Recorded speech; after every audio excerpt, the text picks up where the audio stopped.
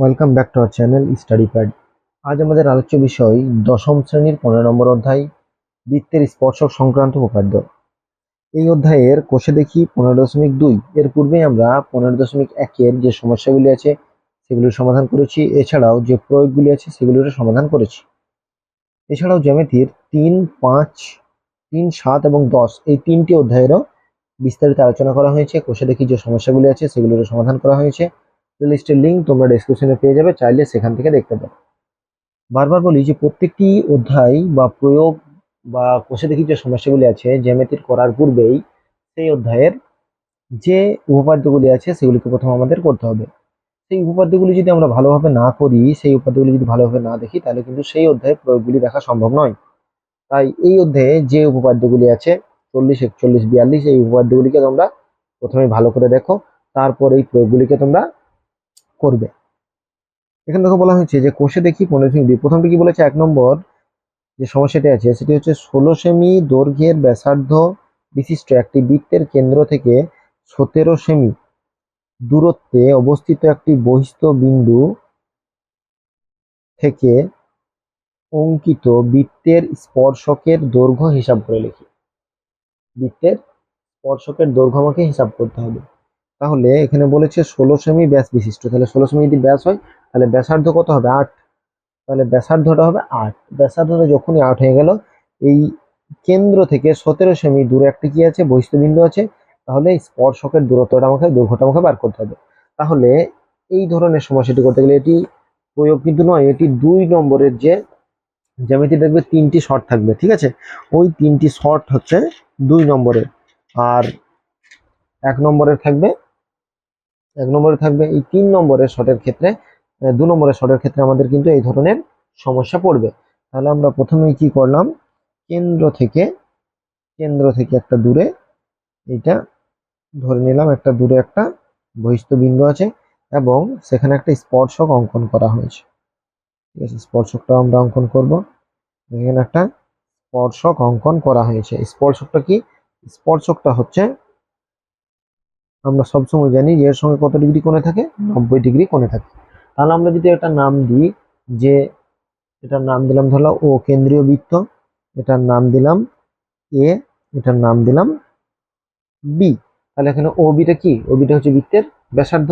তাহলে আমরা লিখব যে ও বি সমান, বৃত্তের ব্যাস কত আছে, বৃত্তের ব্যাস আছে 16, তাহলে হচ্ছে 16/2 সমান হচ্ছে 8 সেমি। এটা কি বেরোলো, বৃত্তের ব্যাসার্ধ।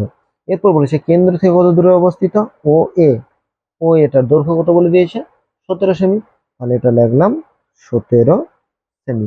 আমরা জানি যে বৃত্তের স্পর্শকটা যে ব্যাসার্ধের সঙ্গে কত ডিগ্রি কোণ করে, 90 ডিগ্রি করে। তাহলে এ ও বি একটি সমকোণী ত্রিভুজ, এ ও বি একটি সমকোণী ত্রিভুজ। তাহলে এ ও বি যদি সমকোণী ত্রিভুজ, আমরা লিখতে পারি যে ত্রিভুজ এ ও বি একটি সমকোণী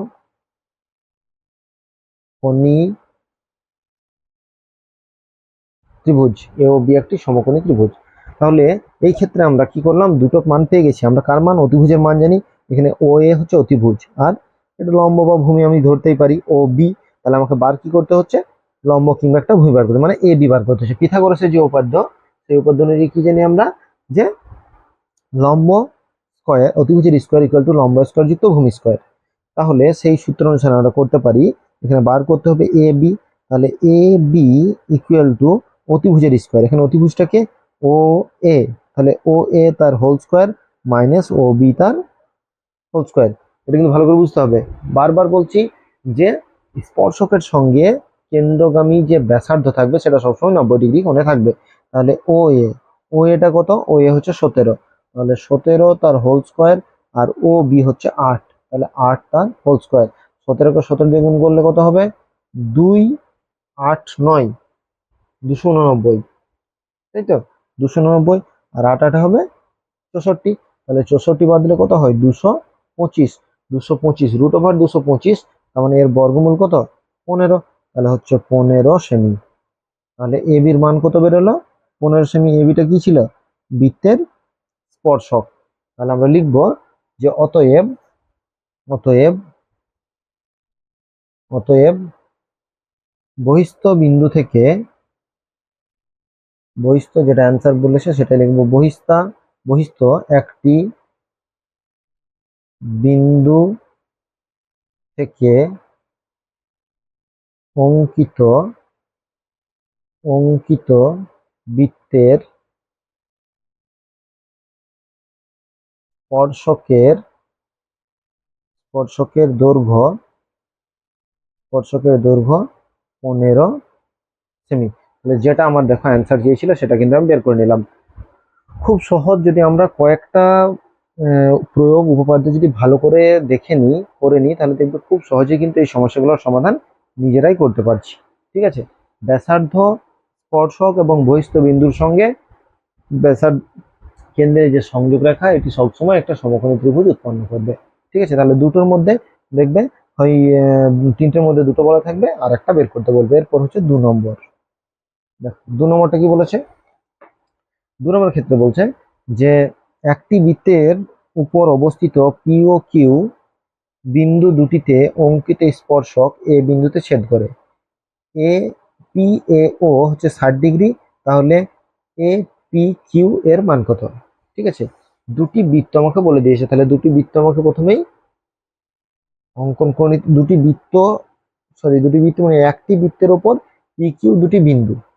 ঠিক আছে, দুটো বিন্দুতে দুটো স্পর্শক। তাহলে প্রথমে আমরা একটা বৃত্ত অঙ্কন করি। যদি বৃত্তটা অঙ্কন করি, দেখো প্রথমে একটা বৃত্ত আমরা অঙ্কন করে নিলাম।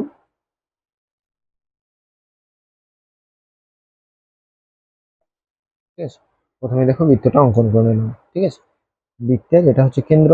এবার আমরা কি করব, দুটো বিন্দু আছে, দুটো বিন্দু কি ধরো পি আর কিউ। এই পি আর কিউ দুটো বিন্দু ধরে নিলাম আমরা। ঠিক আছে, দুটো বিন্দু থেকে দুটো স্পর্শক আমরা অঙ্কন করি। দুটো স্পর্শক আমরা অঙ্কন করলাম, এইটা একটা স্পর্শক আর একটা ধরে নাও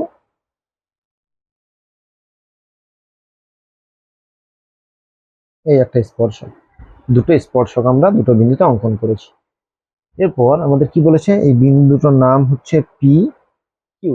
পরস্পর কোন বিন্দুতে ছেদ করেছে সেটাও বলে দিয়েছে, পরস্পর এ বিন্দুতে ছেদ করেছে, তাহলে এই বিন্দুটার নাম কি হচ্ছে এ। এরপর আমাকে যেটা বলে দিয়েছে সেটা হচ্ছে P A Q. P A Q P A Q এর মান কত, পি এ কিউ এর মান হচ্ছে 60 ডিগ্রি। তাহলে কোন কোন মান বার করতে বলেছে, যেটা বার করতে বলেছে সেটা A P Q, A P কিউটা বার করতে বলেছে। তাহলে এটা প্রথমে আমি সংযোগটা করি। ঠিক আছে, এ পি কিউ আর এই যে ব্যাসার্ধ গুলো আছে, অর্থাৎ এই দুটো বিন্দুর সঙ্গে আমরা যোগটা করি। দেখো খুব সহজেই প্রমাণটা কিন্তু হয়ে যাবে। ঠিক আছে, তাহলে যখন কোনো স্পর্শক থাকে সেই স্পর্শকের দৈর্ঘ্যগুলি আমরা কি জানি, সমান হয়। স্পর্শকের দৈর্ঘ্য সমান হয়, তাহলে আমরা বলতে পারি এপি আর এ কিউ সমান, এপি আর এ কিউ সমান।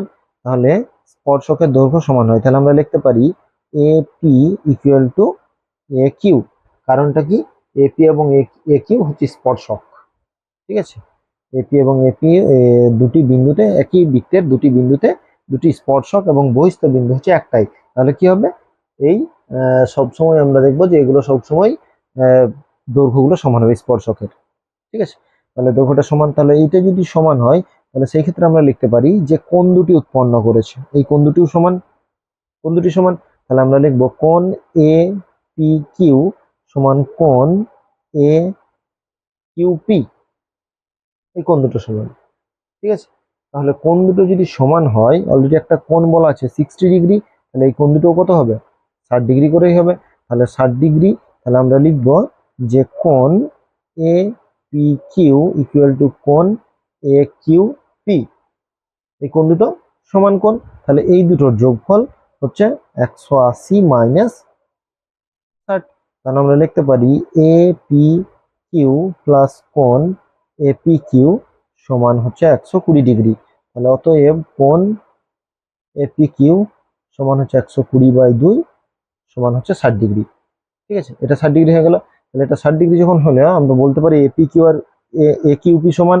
তাহলে এ পি কিউ সমান এ কিউ পি সমান হচ্ছে 60 ডিগ্রি।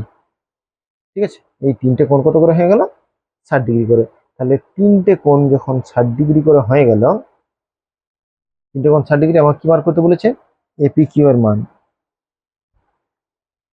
বার কি করতে বলেছে? A P Q. আচ্ছা, আমাকে এপি কিউটাই বার করতে বলেছে, এপি কিউটাই বার করতে বলেছে। তাহলে এগুলোর আমার প্রয়োজন হবে না। তাহলে এপি কিউ, আর যদি এপি কিউ এর জায়গায় যদি এ কিউ পি বলে, দুটোই আমার 60 ডিগ্রি বেরিয়ে গেছে। ঠিক আছে, তাহলে প্রত্যেকটা ক্ষেত্রে কিছু যদি উপপাদ্যের যে সাধারণ সূত্রগুলি আছে সেগুলো যদি আমরা খেয়াল রাখি বা সেগুলো যদি ভালো করে পড়ি, তাহলে খুব সহজেই যে কোনো সমস্যার কিন্তু সমাধান আমরা করতে পারছি। এগুলো কিন্তু 2 নম্বরের শর্ট কোশ্চেন পড়ার সম্ভাবনা থাকে। ঠিক আছে, তাই এগুলিকে ভালো করে কিন্তু করতে হবে। এরপর আমরা 3 নম্বরটা দেখব। দেখো 3 নম্বরের সমস্যাটা কি বলেছে, যে ও কেন্দ্রীয় বৃত্তের বহিস্থ বিন্দু এ থেকে অঙ্কিত দুটি স্পর্শক এপি ও এ কিউ বৃত্তকে পি ও কিউ বিন্দুতে স্পর্শ করে। পি আর একটি ব্যাস হলে প্রমাণ করি যে এ ও লম্ব হচ্ছে আর কিউ। তাহলে প্রথমে আমরা একটা ও কেন্দ্রীয় বৃত্ত দেখো অঙ্কন করে নিয়েছি। ঠিক আছে, তাহলে ও কেন্দ্রীয় বৃত্তের দুটি স্পর্শক বলে দিয়েছে। তাহলে দুটি স্পর্শক আমরা, দেখো স্পর্শকগুলো আমরা প্রথমে দুটো যদি বিন্দু নিয়ে নিই সমানভাবে, তাহলে স্পর্শকগুলো অঙ্কন করতে সুবিধা হবে। তাহলে একটা হলো, এই হলো একটা স্পর্শক। ঠিক আছে, আর একটা স্পর্শক হলো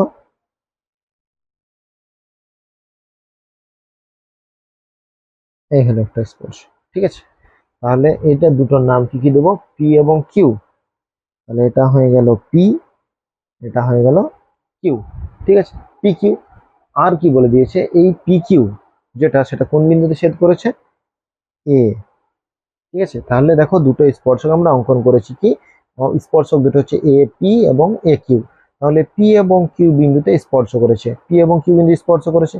পি আর একটি ব্যাস, তাহলে আমরা এখানে পি এর সঙ্গে কেন্দ্র বরাবর যদি যাই, তাহলে সেটা হচ্ছে পি আর।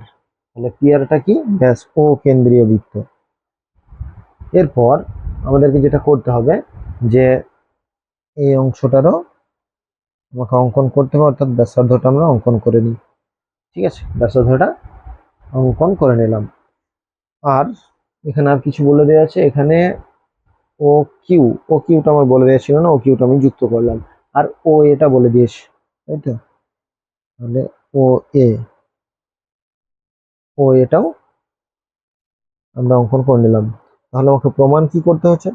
প্রমাণ যেটা করতে হচ্ছে সেটা হচ্ছে ও এ, ও এ, ও এ সমান্তরাল হচ্ছে আর কিউ। আর কিউটাও আমাকে অঙ্কন করতে হবে, এইটা আমাকে সমান্তরাল প্রমাণ করতে হবে। তাহলে যেগুলো দেওয়া আছে সেগুলো হচ্ছে প্রদত্ত। প্রথমেই চিত্র অঙ্কন করার পর প্রথমেই লিখবো প্রদত্ত, অর্থাৎ কি দেওয়া আছে। তাহলে ও কেন্দ্রের বৃত্ত থেকে, দেখো 3 নম্বর যদি দেখি, ও কেন্দ্রীয় বৃত্ত থেকে একদম পি কিউ আর একটি ব্যাস এই পর্যন্ত পুরো অংশটা কিন্তু আমরা প্রদত্ত লিখবো। দেখবে যেটা কোশ্চেনে দেওয়া থাকবে সেই অংশের মধ্যে কিন্তু প্রদত্ত ঢুকে থাকবে। তাই প্রদত্তটা প্রথমে কিন্তু আমি লিখে নেবো। ঠিক আছে, যেটা প্রদত্ত থাকবে সেইটার চিত্রের নামটা দিলাম, তারপর আমরা প্রদত্ত লিখে নিলাম। এরপর হচ্ছে প্রামাণ্য। তাহলে প্রামাণ্য মানে কি প্রমাণ করতে হবে? দেখো কি প্রমাণ করতে হবে? প্রমাণ করতে হবে যে ও এ সমান্তরাল আর কিউ। এরপর হচ্ছে অঙ্কন। আমরা অঙ্কনটা যদি আগেই করে দিয়েছি, কি অঙ্কন আছে? অঙ্কনটা হচ্ছে ও কিউ যুক্ত করলাম, ও কিউ যুক্ত করলাম। এটা তো প্রদত্ত বলা ছিল না, তাই এটা আমাদেরকে করতে হবে।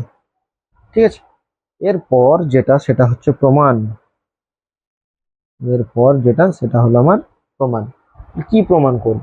দেখো প্রমাণ কি করব, এখানে ও কেন্দ্রীয় যে বৃত্তটা আছে, পরপর দেখবে কিন্তু খুব সহজ একটা প্রমাণ। ও কেন্দ্রীয় বৃত্তের, ও কেন্দ্রীয় বৃত্তের বহিস্থ বিন্দু আছে, তাই তো? বহিস্থ বিন্দু এ থেকে, বহিস্থ বিন্দু এ থেকে দুটি স্পর্শক, দুটি স্পর্শক A P O A Q অঙ্কন করা হয়েছে। এপি এপি ও একিউ অঙ্কন করা হয়েছে। তাহলে যখন এটা অঙ্কন করা হয়েছে মানে কোণগুলো সমান, আমরা বলতে পারি পি সরি এ পি ও দুটো বিন্দু দেখো, এই দুটো তো 90 ডিগ্রি, এই দুটো 90 ডিগ্রি, ঠিক আছে, এই দুটো তো সমান। এটাকেও আমরা কি বহিস্থ বিন্দু এটাকেও সমদ্বিখণ্ডিত করে, তাহলে এই বাকি যদি ত্রিভুজ তাহলে এই কোণ দুটো তো সমান। তাহলে আমরা বলতে পারি যে এ ও, আমরা বলবো যে এ A O P equal to A O Q, দুটো কোণ সমান। তাহলে দুটো কোণ যখন সমান হয়ে গেল আমরা লিখতে পারি যে ত্রিভুজ ত্রিভুজ ও আর কিউ এর ও আর কিউ এর দুটো দেখো ব্যাসার্ধ, তাহলে আমরা লিখতে পারি যে ও কিউ সমান হচ্ছে ও আর, একই বৃত্তের ব্যাসার্ধ। তাহলে একই বৃত্তের ব্যাসার্ধ এখানে আমরা কিন্তু ব্র্যাকেটে লিখে নেব, ঠিক আছে, একই বৃত্তের ব্যাসার্ধ, একই বৃত্তের ব্যাসার্ধ। তাহলে এই বাহু দুটো সমান, তার মানে এই কোণ দুটোও সমান। তাহলে কোন কোণ দুটো? ও আর কিউ, আমরা লিখবো যে ও আর কিউ সমান হচ্ছে ও কিউ আর, এই কোণ দুটো সমান। তাহলে এই কোণ দুটো যদি সমান হয় তাহলে ও কিউ আর ত্রিভুজের দেখো আর এই কোণ দুটো সমান। আচ্ছা এই কোণটা তো এটা হচ্ছে, যদি আমরা দেখি পুরোটাই মানে পুরো কোণটা দেখো, এই যে ত্রিভুজ এই ত্রিভুজটার এইটা হচ্ছে বহিঃকোণ, তাই না? যদি ভালো করে লক্ষ্য করো এই ত্রিভুজের এইটা হচ্ছে বহিঃকোণ। বহিঃকোণটা কি? বহিঃকোণ বিপরীত অন্তস্থ কোণের সমষ্টির সমান। তাহলে আমরা লিখতে পারি যে কোণ কোণ ও আর কিউ যুক্ত কোণ ও কিউ আর সমান হচ্ছে কোণ পি ও কিউ। এবার এই কোণ দুটো তো সমান, তাহলে দুটোকে আমি আর আকারে প্রকাশ করতে পারি। তাহলে ও আর কিউ যুক্ত ও আর কিউ সমান হচ্ছে পি ও কিউ, ঠিক আছে। তাহলে এই দুটো যখন সমান প্রমাণ হয়ে গেল তাহলে আমরা লিখতে পারি টু ও আর কিউ সমান হচ্ছে পি ও কিউ, ঠিক আছে। বহিস্থ কোনো কোণ বিপরীত দুটি অন্তস্থ কোণের সমষ্টির সমান, এটা আমরা জানি। তাহলে এটা যখন আমরা লিখলাম দেখো, এই যে কোণ দুটো আছে দুটো কোণের তো যোগফল, এই কোণটা তো দুটো কোণের যোগফল, তাই না? এটা যদি দুটো কোণের যোগফল হয় আমরা লিখতে পারি যে এও পি এবং এও কিউ, এটা লিখতে পারি এর জায়গাতে। তাহলে এই জায়গাতে লিখে দিই এ ও পি যুক্ত এ ও কিউ, এই দুটো কোণ যোগফল হচ্ছে সমান। তাহলে two O R two O R Q সমান টু এ ও কিউ। তাহলে টু টু কেটে গেল, তাহলে পরে কত রইল?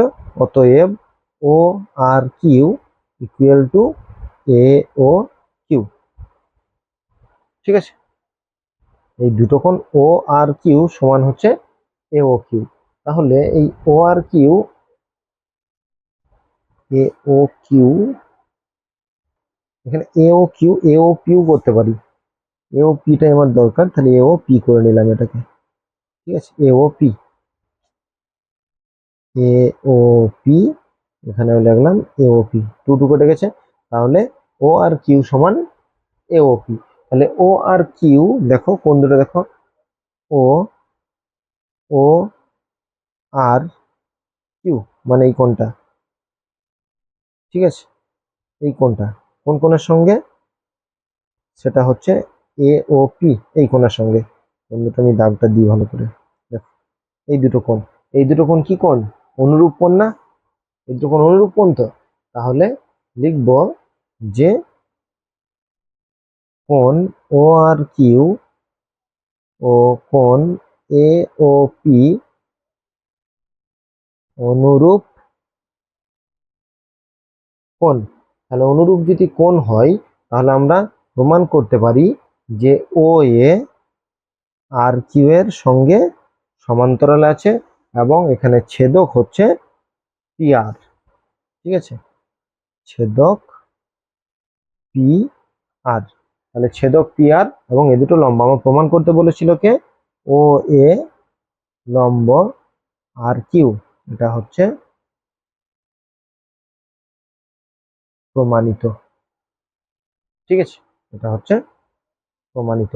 তাহলে আমরা 3-এর যে প্রয়োগটি করলাম 1, 2 এবং 3, অর্থাৎ পার্ট 1-এ বসে দেখি 15.2-এর পার্ট 1-এ আমরা 1, 2 এবং 3 এই 3টি প্রয়োগের সমাধান করলাম। দেখো এই 3 নম্বর প্রয়োগটিও খুব সহজ, দুটো রেখা আমাকে সমান্তরাল প্রমাণ করতে বলেছে। তাহলে একটাই উপায় সমান্তরাল প্রমাণ করতে গেলে যে আমাকে দুটো একান্তর কোণ বা অনুরূপ কোণ সমান করতে হবে। ঠিক আছে, যখন আমি অনুরূপ কোণ বা একান্তর কোণ সমান করছি তখন দেখো যদি আমি এই কোণটার সঙ্গে এই কোণটাও সমান প্রমাণ করতে পারতাম, এই কোণটার সঙ্গে এটাও, তাহলে কি প্রমাণ করতে হতো? একান্তর কোণ আমাকে প্রমাণ করতে হতো। ঠিক আছে, এটা যদি একান্তর কোণ প্রমাণ করতাম সেক্ষেত্রে আমার কিন্তু প্রমাণটা মিলত। ঠিক আছে, তাহলে যে কোনো সমস্যার যখন সমাধান করব তখন আমাকে কি করতে হবে? সেখানে খুঁজতে হবে। এটা এইভাবে একান্তর কোণ হিসেবে প্রমাণটা করা যায়, প্রত্যেকটা কিন্তু খুঁজে আমাকে বের করতে হবে যে কোনটায় আমার সুবিধা হচ্ছে।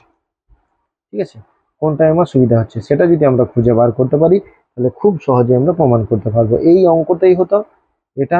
আমি দেখো এই যে যখন আমি লিখছি, এই কোণে যখন লিখছি তখন এখানে আমরা এটা যদি কিউ কোণটা লিখতাম, এটা যদি কিউ কোণটা লিখতাম, আর এখানে আমরা যদি এ ও কিউটা লিখতাম, এ ও কিউ, তাহলে এই কিউ কোণটার সঙ্গে এই ও কোণটার, অর্থাৎ এখানে কি হতো? একান্তর কোণ হতো, এখানে অনুরূপ কোণ হলো, এখানে একান্তর কোণ হতো। তাহলে আমরা সেভাবে প্রমাণটা করতে পারতাম। তাই তোমরা দেখবে প্রত্যেকটা সমস্যা পড়ে দেখবে কোন উপপাদ্য থেকে এই সমস্যার সমাধান করা যেতে পারে সেটা ভালো করে দেখো, বোঝার চেষ্টা করো, এবং যদি সমস্যা হয় অবশ্যই আমাদেরকে জানাবে। আর আমাদের চ্যানেল নতুন হলে চ্যানেলটিকে সাবস্ক্রাইব করবে পরবর্তী ক্লাসগুলি পাওয়ার জন্য। অবশ্যই বন্ধুদের মধ্যে শেয়ার করো যাতে তারাও উপকৃত হয় এবং সমস্ত ক্লাস তারাও দেখে। এছাড়াও পাটিগণিত, বীজগণিত, ত্রিকোণমিতি, পরিমিতির প্রত্যেকটা কোষে দেখি সমস্যার সমাধান করা হয়েছে। এছাড়াও তোমাদের যদি কোনো সমস্যা থাকে সেগুলিও জানাতে পারো। আজ এই পর্যন্তই, পরবর্তী ক্লাসে আমরা পার্ট 2 নিয়ে অবশ্যই হাজির হবো। তখন পর্যন্ত সকলকে ধন্যবাদ। সবার দিন শুভ হোক, ভালো থাকো, সুস্থ থাকো, ভালো করে পড়াশোনা করো।